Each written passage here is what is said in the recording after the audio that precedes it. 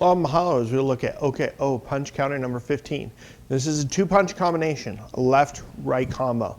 Left leg slightly forward, the attack's coming from 12 in my green zone. As he steps forward with that left punch, I can choose to either close the distance or to increase the distance. In my particular case, I'm going to step forward with my left leg. I'm going to use a right outward hand sword or chop and a left shoulder stop or bicep stop. And depending on the length of the opponent's arms and the length of your arms determines your targets. Once again, as he comes in, my hands are up, hey, I don't want any problems. I'm going to step and strike. Now, in the flow of the technique, the shoulder stop comes first and then an outward hand sword or chop to the neck. And this is what we would call a blit. It's a block hit combo. First step, the right knife hand, the left shoulder stop, and then the chop.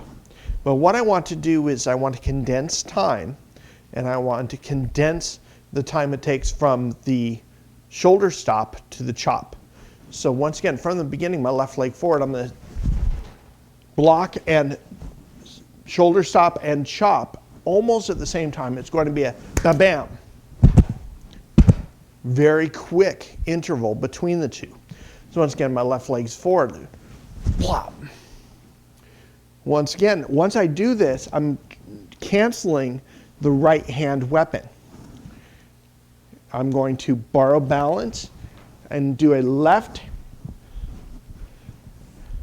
lower leg kick right to the inside of his left leg to what we call L4. If you put about 2 to 3 fingers right above your knee is going to be called a lung 4.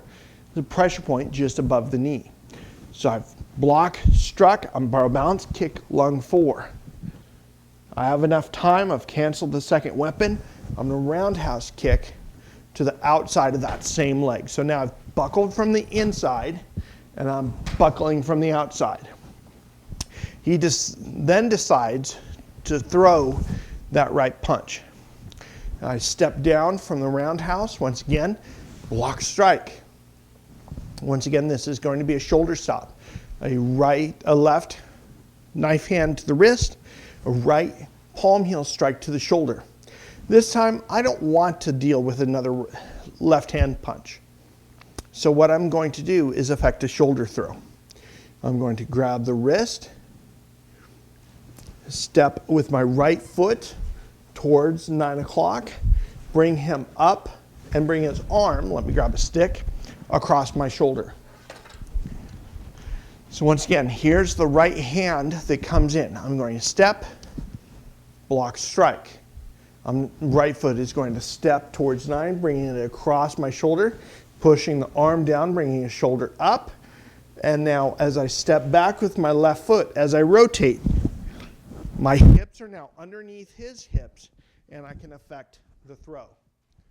So from the beginning, all the way through the technique, once again, left leg forward. Here's 1, 2, 3. Step in. Notice my hands are still here.